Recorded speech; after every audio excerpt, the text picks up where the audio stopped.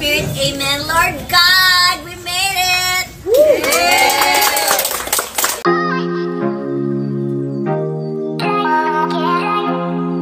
Matapos ang lindol kahapon, ay pinagpasalamat ng lahat ng team ng The Alibay, kung saan, ay safe sila na nasa Cebu, nang maglindol.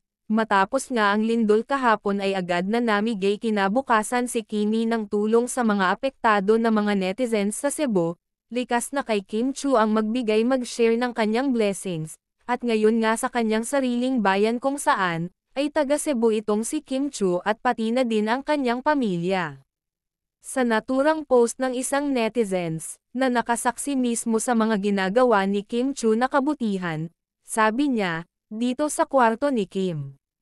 She's busy coordinating the donations she is giving here in Cebu.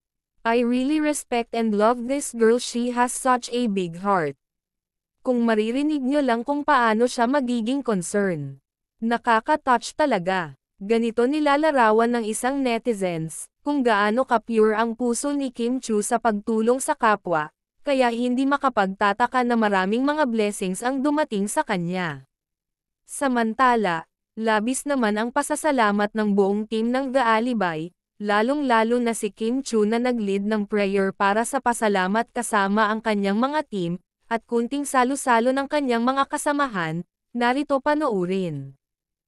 Holy Spirit, amen. Lord God, we made it! Yes!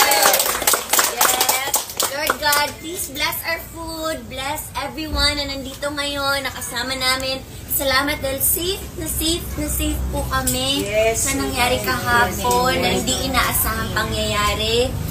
Malayo po kami sa aming mga families, but we are safe and healthy. Maraming salamat po sa masayang working environment and for the best teaser na nilabas namin today for The Alibay. Palakpakan everyone.